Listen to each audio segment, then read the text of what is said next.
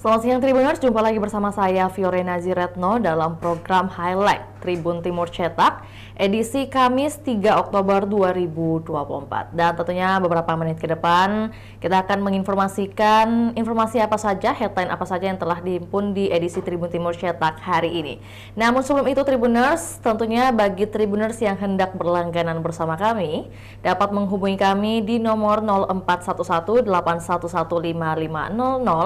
atau juga menghubungi kami via nomor seluler di nomor 08114135555. Dan langsung saja di halaman pertama kita tentunya sudah ada beberapa headline juga yang menjadi informasi unggulan kita di edisi hari ini, di mana informasi yang pertama menyoal Tamsil Lindrung Wakil Ketua DPD RI. Dan tentunya dengan 2 poin, di mana menyoal kalahkan paket Lanyala Mataliti dan Andi Muhammad Ihsan. Juga ada poin selanjutnya, legislator Sulawesi Selatan Meiti Rahmatia jadi bendahara fraksi PKS. Nah, informasi yang tentunya menjadi headline utama kita hari ini, di mana nama Tamsil Lindrung dipilih lantaran selain karena suara yang diraih saat pemilu 2024 lalu cukup tinggi, yakni berjumlah 455.789 suara, juga karena ia merupakan petahana yang dianggap memiliki pengalaman di parlemen. Lebih lanjut lagi, Senator asal Sulawesi Selatan Tamsil Lindrung didapuk menjadi Wakil Ketua DPD RI periode 2024 hingga periode 2029, mendampingi Sultan Bahtiar Najamuddin. Tamsil terpilih setelah dilakukan pemilihan secara paket dalam rapat paripurna pemilihan Ketua DPD RI di Gedung Nusantara 5, Kompleks Parlemen Senayan, Jakarta Selasa pada 1 Oktober malam. Selain Tamsil ada nama GKR Hemas dan Yoris Raweyai. GKR Hemas terpilih dari Dapil Daerah Istimewa Yogyakarta, sedangkan Yoris Raweyai Dapil Papua Tengah. Untuk itu, Tamsil Lindrung juga merupakan kader PKS pada periode 2004-2009, 2009-2014, dan 2014 hingga 2019. Dan headline selanjutnya dari headline utama kita ini adalah sehari setelah dilantik, para legislator dan senator langsung bekerja pada Rabu 2 Oktober kemarin. Total ada 580 orang anggota DPR yang baru saja dilantik untuk periode selanjutnya. Dari total itu, 370 anggota DPR yang dilantik merupakan wajah lama yang sebelumnya sudah pernah menjabat. Kemudian, dari informasi halaman pertama kita ada juga penerimaan pajak di Sulawesi Selatan capai di angka 13,2 triliun rupiah, Tribuners. Dan kantor wilayah Kanwil Direktorat Jenderal Pajak Sulawesi Selatan, Barat, dan Tenggara Sulsel Batra mencatat penerimaan pajak sampai September 2024 telah di angka 13,2 triliun rupiah. Dan tentunya hadir juga grafis di halaman pertama kita. Tribuners bisa dilihat di layar kaca Anda saat ini bagaimana penerimaan pajak dari tahun ke tahun, dimulai dari tahun 2015 hingga di tahun 2023 kita lihat ada peningkatan signifikan dan sedikit menurun pada tahun 2020, di mana kita ketahui bersama di tahun 2020 ini tepat pada masa pandemi COVID-19. Kemudian per September 2024 penerimaan per jenis pajak, di mana PPH targetnya itu 12,12 triliun rupiah, realisasinya sudah berada di angka 7,46 triliun rupiah. Juga target-target lainnya seperti PPN dan PPNBM dan juga PBB P5L. Dan target yang lainnya itu di angka 301,1 miliar dan realisasinya di angka 170,5 miliar rupiah. Adapun kinerja penerimaan per sektor per September 2024 ini paling banyak didominasi dari administrasi pemerintahan, di mana ada angka 23,24%, Tribuners. Dan yang paling sedikit memberi sumbangsi hingga saat ini ada dalam jasa keuangan dan asuransi, di mana hanya 9,07%. Selanjutnya, dari informasi mengenai Wakil Ketua DPD RI dan juga penerimaan pajak di Sulawesi Selatan, ada 3 headline lainnya di halaman utama kita, yaitu perlukah berobat ke psikiater? Nah, ini juga merupakan tayangan dari kanal YouTube Tribun Timur, di mana Tribuners bisa akses lebih lanjutnya di halaman atau di kanal YouTube kami dengan judul Perlukah Berobat ke Psikiater untuk lebih lengkapnya. Dan dalam tayangan ini tentunya kita membahas bagaimana masyarakat yang masih banyak memiliki stigma mengenai apabila seseorang berkonsultasi dengan psikiater. Dan tentunya kita juga mempertanyakan apa perbedaan dari psikiater dan psikolog, dan lebih lanjut lagi seperti apa gejalanya, kemudian tanda-tanda dari seseorang yang perlu menerima konseling dari psikiater itu seperti apa. Bisa langsung disaksikan di kanal YouTube kami Tribuners. Dan jika lebih senang atau lebih menyukai ketika membaca suatu informasi, bisa juga diakses di website kami di www.tribuntimur.com untuk lebih lengkapnya. Dan dua headline lainnya lagi mengenai Marissa Haque meninggal saat tidur. Informasi ini dimana disampaikan juga dan kita ketahui bersama bahwa Ikang Fauzi tak kuasa menahan tangis saat keranda jenazah Marissa Haque hendak dimasukkan ke dalam mobil jenazah untuk kemudian dimakamkan di Taman Pemakaman Umum Tanah Kusir, Jakarta Selatan. Sang musisi terlihat tertunduk lesu sambil keluar dari rumah duka Ikang Fauzi, menangis dan dituntun oleh sang anak Ciki Fauzi. Dan Tribuners mungkin juga Tribuners sempat kelewatan informasi sebelumnya, di mana Marissa Haque telah memberikan wasiat di kami melalui e-paper dari Koran Tribun Timur edisi hari ini. Dan tidak sampai di halaman pertama saja Tribuners, tentunya kita akan beranjak ke halaman selanjutnya, di mana setiap harinya juga kami akan sajikan beberapa rubrik dalam satu edisi. Ada rubrik opini, kemudian rubrik Sulsel, ada rubrik komunitas Makassar, dan juga bahkan rubrik Tribun Politik. Namun sebelum sampai ke sana, kita beralih ke halaman selanjutnya, di mana halaman ketiga ini kita tentu harus membahas juga rubrik Sulawesi Selatan. Ada informasi yang datangnya dari kabupaten kota yang ada di Provinsi Sulawesi Selatan. Langsung saja di halaman Sulawesi Selatan ini, headline pertama kita datangnya dari Kabupaten Luwu, Sulawesi Selatan, menyoal dana kampanye Pilkada Luwu maksimal 22,8 miliar rupiah. Dan disampaikan Fatahudin terbanyak, ABM terkecil. Lebih lengkapnya lagi bagi Tribuners bahwa Komisi Pemilihan Umum Kabupaten Luwu, Sulawesi Selatan menerima laporan awal dana kampanye calon bupati dan wakil bupati Luwu. Masing-masing listing officer atau LO dari ketiga kandidat, yakni pasangan nomor urut 1 atas nama Agus Salim Erwin Barata, kemudian nomor urut 2 Fatahudin Muhammad Devi Bijak Pawindu, dan nomor urut 3 Arham Basmin Matayang bersama pasangannya Rahmat telah melampirkan rekening khusus dana kampanye.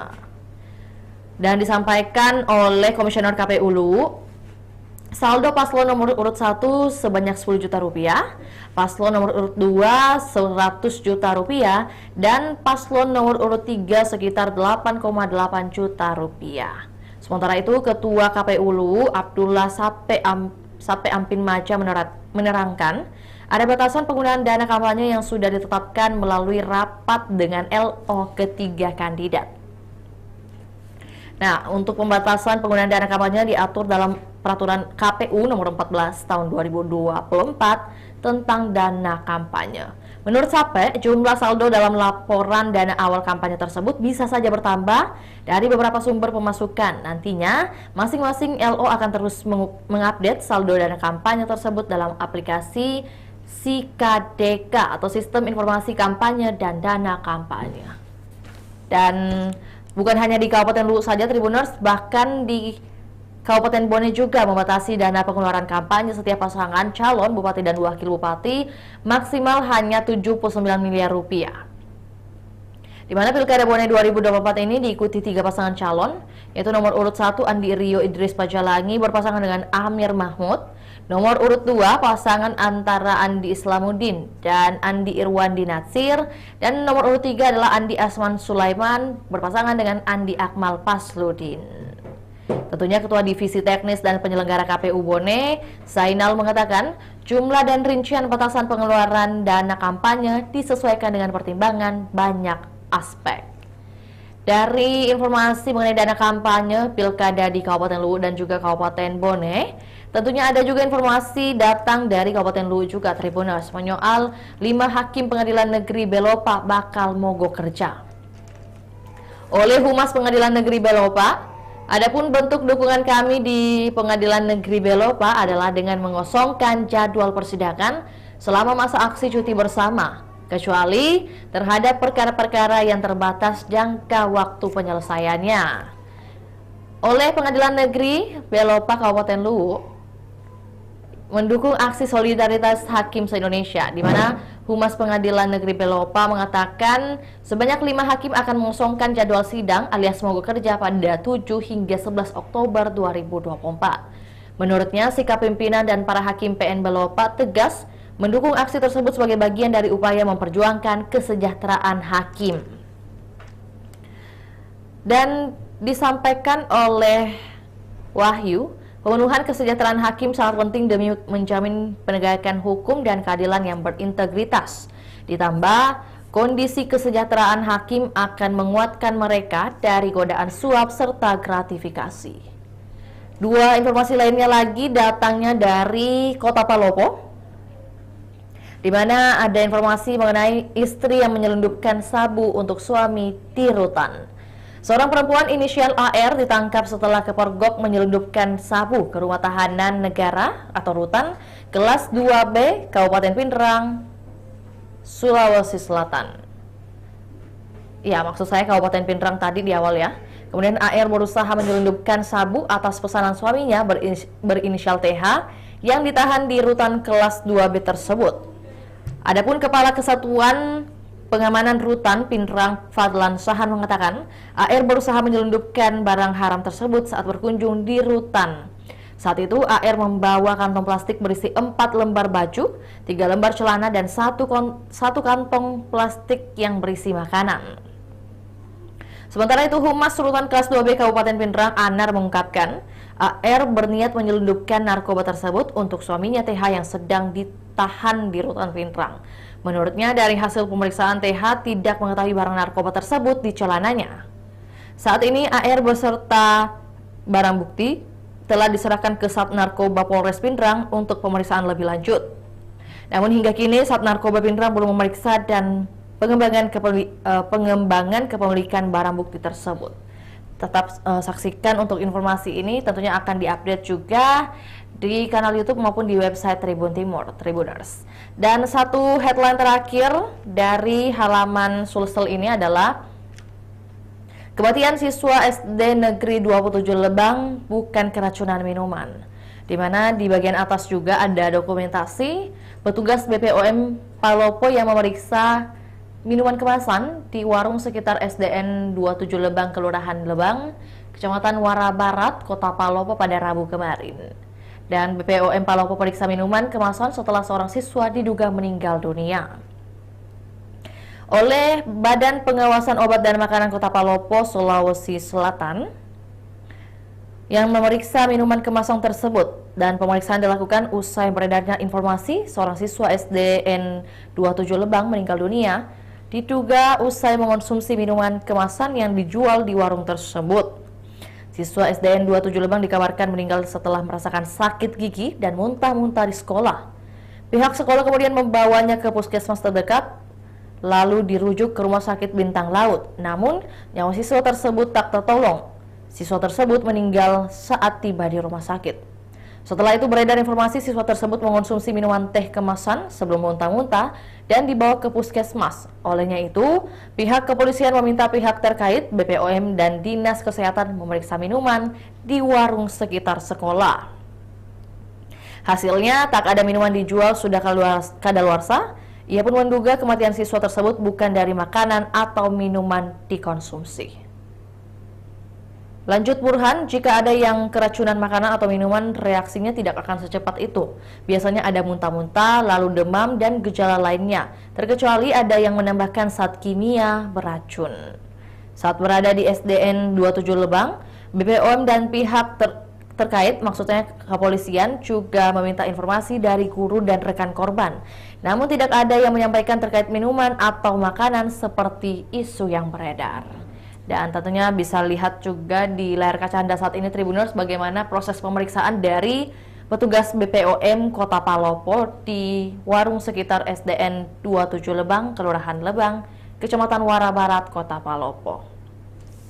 Dan dari halaman Sulawesi Selatan atau halaman rubrik Sulsel, kita beralih lagi ke halaman selanjutnya. Tribuners, ada rubrik bisnis, kemudian ada rubrik kampus, rubrik Makassar. Namun yang spesial juga di edisi hari ini kita akan membahas informasi di halaman 8, yaitu rubrik Tribun Politik.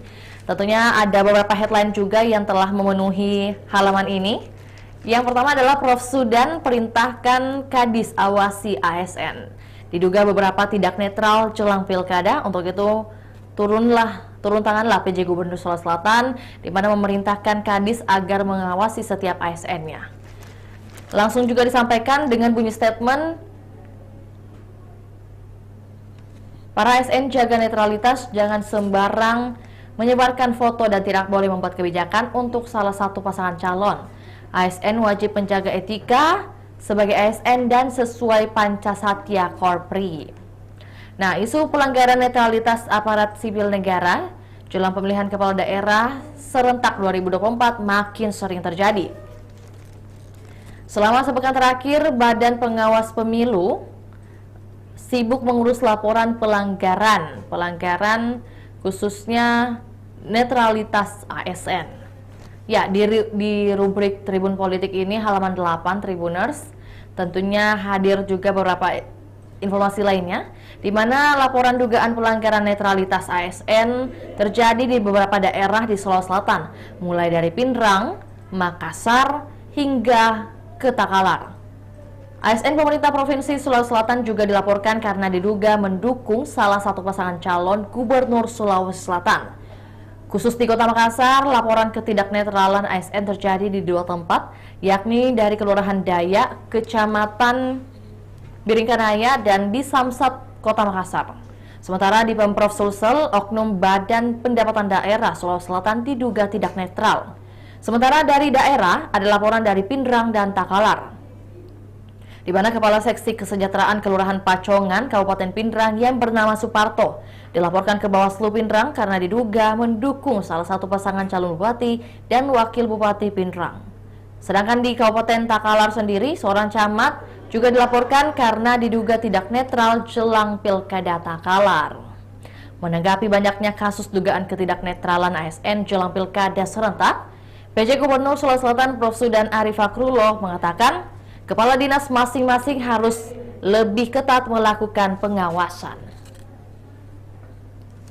Headline selanjutnya yaitu Husnia Darmawansyah disambut meriah di Bontonompo Selatan. Pasangan calon Bupati Goa, Husnia Talendrang dan Darmawansyah Muin, bertemu warga Desa Jipang, Kecamatan Bontonompo pada Selasa, maksudnya Bontonompo Selatan, Goa pada Rabu 2 Oktober lalu. Keduanya disambut ratusan warga sambil mengacungkan 2 jari ke udara. Dan tentunya untuk informasi lebih lengkapnya bisa disaksikan juga di layar kaca Anda saat ini, Tribuners. Kita masih ada beberapa 2 headline lagi dari halaman Tribun Politik ini, di mana Seto Reski manfaatkan UKM untuk makan siang gratis. Program makan siang gratis menjadi salah satu program unggulan pasangan calon wali kota dan wakil wali kota Makassar, yaitu Andi Seto Gadista Asapa, Reski Mulfiati Lutfi. Jika terpilih, pasangan ini akan melibatkan pelaku UMKM di sektor makanan. Program makan siang gratis ini merupakan inisiasi dari Presiden Indonesia, yaitu Prabowo Subianto, dan wakilnya Gibran Rakabuming Raka. Seto mengatakan program yang disusun selaras dengan pemerintah pusat pastinya, khususnya dalam merealisasikan program andalan Prabowo, yaitu makan bergizi gratis. Menurut Seto, UMKM ini akan disiapkan sebagai pemasok dan penyedia makanan kepada peserta didik di sekolah. Pria 40 tahun itu menjelaskan UMKM akan dilatih agar sesuai standar yang diinginkan pusat. Olehnya itu, mantan Bupati Sinjai itu akan memberikan pelatihan dan pendampingan berbasis RW, sehingga masyarakat lebih diberdayakan dalam program pemerintah. Bahkan, Andi Seto ingin menjadikan Kota Makassar sebagai daerah pertama yang realisasikan program makan siang gratis. Tidak sampai di situ, tentunya tujuannya agar UMKM bisa lebih mandiri dan lebih berkelanjutan. Saat yang sama, pelaku usaha lebih survive dan bisa menciptakan lapangan pekerjaan. Dengan demikian, dapat memicu geliat ekonomi di kalangan pelaku usaha kecil, yang pada ujungnya, pertumbuhan ekonomi Kota Makassar bisa bergerak lebih baik akibat UMKM yang membuka lapangan pekerjaan. Dari informasi Seto dan Reski yang memanfaatkan UMKM atau UKM untuk makan siang gratis, ada juga Indira yang mengandalkan dayang tayang dekati anak muda Makassar. Calon wali Kota Makassar, Indira Yusuf Ismail bertemu masyarakat Kelurahan Balaparang, Kecamatan Rapocini pada Rabu kemarin. Salah satu yang dibahas adalah cara pasangan dengan tagline "Inimi ini" memberi ruang kepada anak muda di Makassar. Dalam pertemuan tersebut, seorang pemudi Ainun diberi kesempatan menyampaikan pertanyaan kepada istri wali kota Makassar, Tani Pomanto ini. Bagaimana ibu memberikan perhatian kepada generasi muda untuk terus berkembang, ungkap Ainun. Tentunya Indira menunjukkan bahwa dia tidak hanya memahami kebutuhan anak muda, tetapi juga berkomitmen mewujudkan aspirasi mereka. Indira menegaskan bahwa dirinya dan pasangannya, Ilham Arif Fauzi, yang akrab disapa Dayang Tayang, siap berkolaborasi dengan kaum muda. Dia menyebutkan bahwa peran Dayang Tayang yang juga berasal dari Gen Z sangat krusial dalam membangun komunikasi yang kuat dengan generasi muda. Indira menjelaskan bahwa mereka telah membagi peran secara strategis, di mana Ilham akan lebih banyak berinteraksi dengan anak muda. Hal ini menunjukkan bahwa pasangan Inimi memahami betul pentingnya peran anak muda dalam perkembangan Kota Makassar. Dan Tribuners, informasi tadi juga sekaligus menutup perjumpaan kita di edisi Kamis 3 Oktober 2024 atau edisi hari ini khususnya. Tentunya terima kasih bagi Tribuners yang telah menyaksikan program kita hingga selesai di saat ini. Dan jangan lupa saksikan program reguler lainnya yang akan kami sajikan setiap harinya. Untuk itu, saya Fiorina Ciretno mewakili segenap kru yang bertugas pamit undur diri. Selamat siang dan sampai jumpa. Download Tribun X sekarang, menghadirkan lokal menjadi Indonesia.